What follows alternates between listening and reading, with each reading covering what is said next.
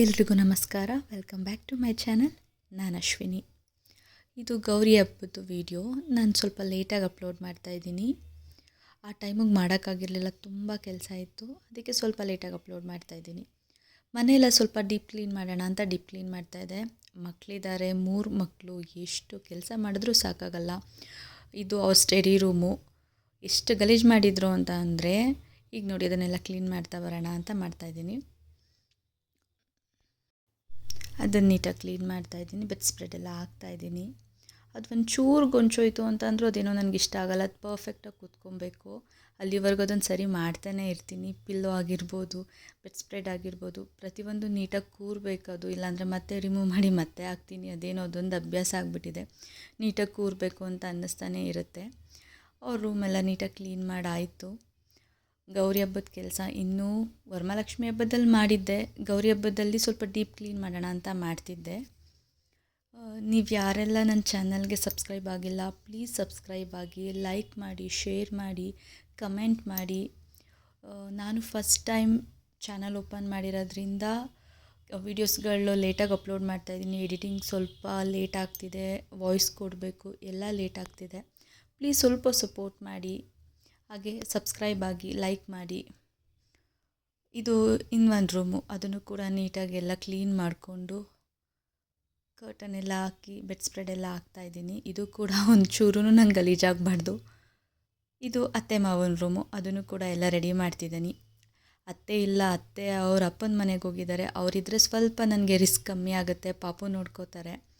ಅವರಿದ್ದಿದ್ರೆ ಸ್ವಲ್ಪ ರಿಸ್ಕ್ ಕಮ್ಮಿ ಆಗ್ತಿತ್ತು. ಬಟ್ ಎಲ್ಲ ಮಾಡ್ತಾಯಿದ್ದೀನಿ. ಟಿ ವಿ ಕ್ಯಾಬಿನ್ ಕೂಡ ಸ್ವಲ್ಪ ಧೂಳಿತ್ತು. ಅದನ್ನು ಕೂಡ ಎಲ್ಲ ನೀಟಾಗಿ ಕ್ಲೀನ್ ಮಾಡ್ಕೊತಾ ಇದ್ದೀನಿ. ನಾವು ಫಾರ್ಮಿಕನ ಯಾವಾಗಲೂ ಒಣಗಿರೋ ಬಟ್ಟೆಲಿ ಒರೆಸ್ಬೇಕು. ಹಸಿ ಬಟ್ಟೆಲಿ ಒರೆಸಿದ್ರೆ ಏನಾಗುತ್ತೆ ಅಂದರೆ ಅದು ಸ್ವಲ್ಪ ಶೈನ್ ಹೋಗುತ್ತೆ. ಅದರಿಂದ ನಾನು ಸ್ವಲ್ಪ ಒಣಗಿರೋ ಬಟ್ಟೆಲೇ ಒರೆಸ್ಕೊತಾ ಇದ್ದೀನಿ.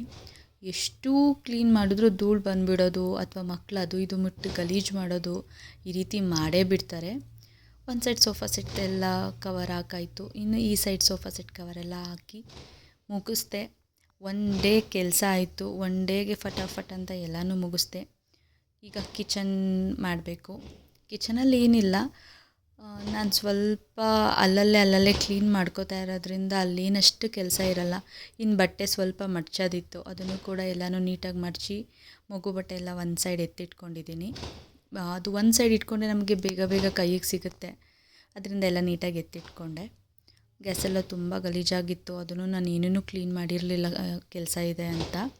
ಚಿಮ್ಮಿನೂ ಕೂಡ ಸ್ವಲ್ಪ ಗಲೀಜಾಗಿತ್ತು. ಅದನ್ನು ಕೂಡ ರಿಮೂವ್ ಮಾಡಿ ಅದ್ರಲ್ಲಿ ಕೂತಿದ್ದು ಆಯಿಲ್ ಎಲ್ಲನೂ ತೆಗೆದು, ನಾನು ಅದು ಆಯಿಲ್ ರಿಮೂವ್ ಮಾಡಬೇಕು ಅಂದರೆ ವೆನಿಗರ್ ಹಾಕ್ತೀನಿ. ವೆನಿಗರ್ ಹಾಕೋದ್ರಿಂದ ಬೇಗ ಅದು ಆಯಿಲ್ ರಿಮೂವ್ ಆಗುತ್ತೆ. ಸೊ ನೀವು ಅದೊಂದು ಟಿಪ್ ಅಂತ ಯೂಸ್ ಮಾಡಿ. ವೆನಿಗರ್ ಹಾಕಿದ್ರೆ ಬೇಗ ಆಯಿಲ್ ರಿಮೂವ್ ಆಗುತ್ತೆ. ಬಾಕ್ಸ್ ಎಲ್ಲ ನೀಟಾಗೆಲ್ಲ ಒರೆಸಿ ಕ್ಲೀನ್ ಆಯಿತು. ಅಲ್ಲಲ್ಲೇ ಕ್ಲೀನ್ ಮಾಡ್ಕೊಳ್ಳೋದ್ರಿಂದ ಏನು ಅಂತಂದರೆ ಒಂದು ಬೆನಿಫಿಟ್ಟು, ಜಾಸ್ತಿ ಗಲೀಜಿರಲ್ಲ. ನಾವು ವಾರಕ್ಕೊಂದು ಸಲ ಅಥವಾ ವಾರಕ್ಕೆ 2 ಸಲ ಅಂತ ಕ್ಲೀನ್ ಮಾಡಿದ್ರೂ ಆಗೋಲ್ಲ. ಡೈಲಿ ಅಲ್ಲಲ್ಲೇ ಅಡುಗೆ ಮಾಡಿದ ಕೂಡಲೇ ಕ್ಲೀನ್ ಮಾಡೋದ್ರಿಂದ ಅಷ್ಟು ಗಲೀಜಿರಲ್ಲ. ಅದರಿಂದ ಸ್ವಲ್ಪ ಬೇಗನೆ ಮುಗೀತು.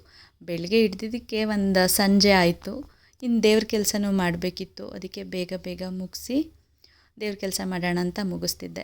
ರ್ಯಾಕರ್ಗಳು ಕೂಡ ಸ್ವಲ್ಪ ಗಲೀಜಿತ್ತು. ಹಂಗಂದ್ರೆ ನಾನು ಸ್ವಲ್ಪ ಪಾತ್ರೆ ಎಲ್ಲ ಒಣಗಿಸಿ ಜೋಡಿಸೋದ್ರಿಂದ ಅಷ್ಟು ಸ್ಮೆಲ್ ಕೂಡ ಇರಲ್ಲ, ಅದರಲ್ಲಿ ಗಲೀಜು ಕೂಡ ಇರಲ್ಲ. ಕಂಪ್ಲೀಟ್ ಕಿಚನ್ ಕೂಡ ಕ್ಲೀನ್ ಆಯಿತು, ನೀವು ನೋಡ್ತಾ ಇರ್ಬೋದು. ಈಗ ಸ್ನಾನ ಮುಗಿಸಿ ದೇವ್ರ ಕೆಲಸ ಕೂಡ ಮಾಡೋಣ ಅಂತ ಮಾಡ್ತಾಯಿದ್ದೀನಿ. ದೇವ್ರ ಮನೆಯದೇನು ಅಂತಂದರೆ ನಾನು ತಿಂಗ್ಳಿಗೆ ಒಂದು ಸಲ ಕ್ಲೀನ್ ಮಾಡ್ತೀನಿ. ಪದೇ ಫೋಟೋ ಒರೆಸೋದಾಗಲಿ ಮಾಡಲ್ಲ. ಆದರೆ ದೇವ್ರ ಸಾಮಗ್ರಿಗಳೆಲ್ಲ ನಾನು ವಾರಕ್ಕೆ ಒಂದು ಸಲ ಮಾಡ್ಕೋತೀನಿ. ಅದೇನಿದ್ರು ಸೋಮವಾರ ಮಾತ್ರ ಮಾಡ್ಕೊತೀನಿ. ದೇವ್ರ ನೆಲ ಆಗಲಿ, ಈಗ ನಾನಲ್ಲಿ ದೇವ್ರ ಫೋಟೋಗಳು ಇಡಬೇಕಲ್ಲ, ಅದಕ್ಕೆ ಅದನ್ನು ಕರ್ಪೂರ ಮತ್ತು ಗಂಜಲ ಹಾಕ್ಕೊಂಡು ಒರೆಸ್ಕೊತಾ ಇದ್ದೀನಿ.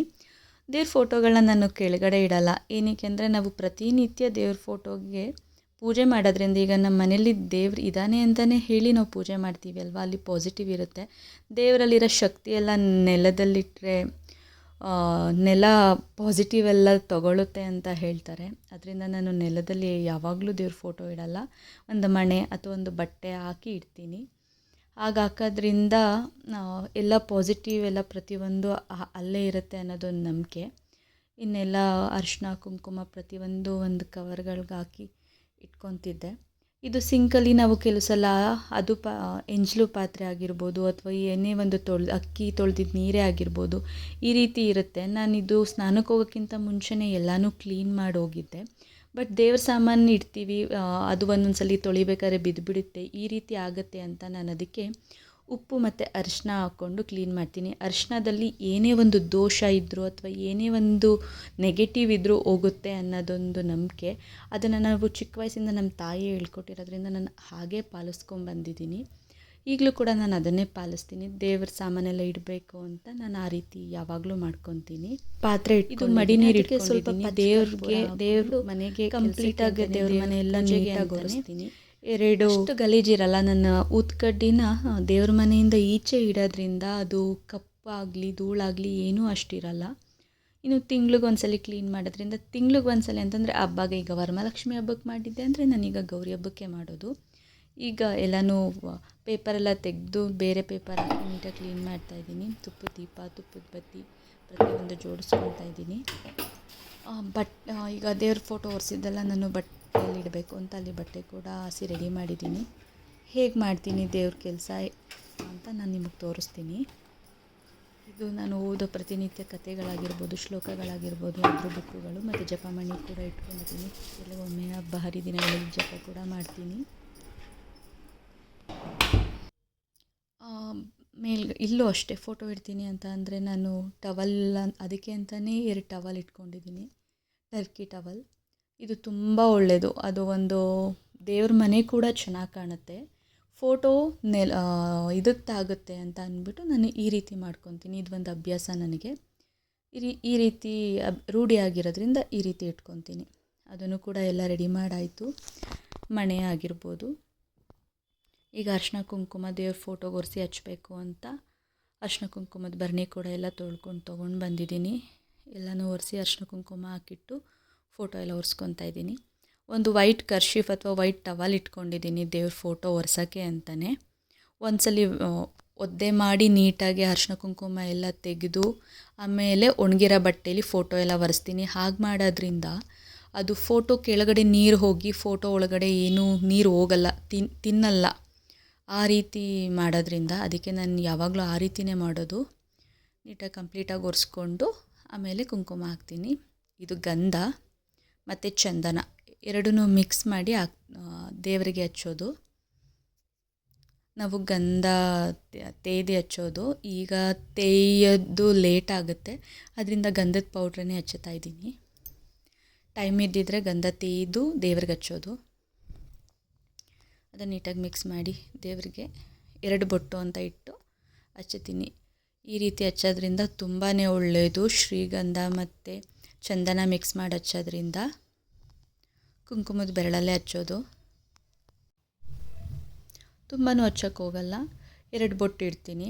ಮತ್ತು ಈಗ ಕೈಗೆ ವರ ಕೊಡಬೇಕಾದ್ರೆ ನಾವು ವರ ಕೊಡೋದು ನಿಲ್ಲಿಸುತ್ತೆ ಅಂತ ಹೇಳಿ ಹೊರ ಕೊಡೋ ಕೈಗಳಿಗೆ ಅರಿಶಿನ ಕುಂಕುಮ ಹಚ್ಚಲ್ಲ. ಅದರಿಂದ ನಾನು ಹಣೆಗಷ್ಟೇ ಹಚ್ಚೋದು, ಕೈಗಳಿಗೆ ಏನು ಹಚ್ಚೋಕ್ಕೆ ಹೋಗಲ್ಲ. ನೀವು ಯಾವ್ಯಾವ ಥರ ಹಚ್ಚುತ್ತೀರಾ, ನೀವು ಏನು ಹಚ್ಚುತ್ತೀರಾ ಅಂತ ದಯವಿಟ್ಟು ಕಮೆಂಟ್ ಮಾಡಿ ತಿಳಿಸಿ ನನಗೆ.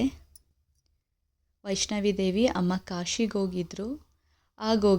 ವೈಷ್ಣವಿ ದೇವಿಗೆ ಹೋಗಿದಾಗ ನನಗೆ ವೈಷ್ಣವಿ ದೇವಿ ಫೋಟೋ ತಂದುಕೊಟ್ಟಿದ್ದಾರೆ. ಎಲ್ಲ ಕುಂಕುಮ ಎಲ್ಲ ಹಚ್ಚಾಯಿತು, ಎಲ್ಲನೂ ಇಡ್ತಾಯಿದ್ದೀನಿ, ನೀಟಾಗಿ ಜೋಡಿಸ್ಕೊತಾ ಇದ್ದೀನಿ. ಈಗ ದೇವ್ರ ಸಾಮಾನು ತೊಳಿಬೇಕು. ಅದೆಲ್ಲ ನಾನು ಹುಣಸೆಹಣ್ಣು ಹಾಕಿ ಉನಿ ಹಾಕಿಟ್ಟು ಆಮೇಲೆ ಬಂದು ಕುಂಕುಮ ಹಚ್ಚುತ್ತೀನಿ. ಅದು ಉನಿಯಷ್ಟರಲ್ಲಿ ಇದಾಗಿರುತ್ತೆ. ಕಾಮಾಕ್ಷಿ ದೀಪ ಎಲ್ಲ ನೀಟಾಗಿ ವಾಶ್ ಮಾಡ್ಕೊತಾ ಇದ್ದೀನಿ. ಹುಣಸೆಹಣ್ಣು ಹಾಕಿರೋದ್ರಿಂದ ಬೇಗ ಎಲ್ಲ ನೀಟಾಗಿ ಕ್ಲಿಯರ್ ಆಗಿರುತ್ತೆ.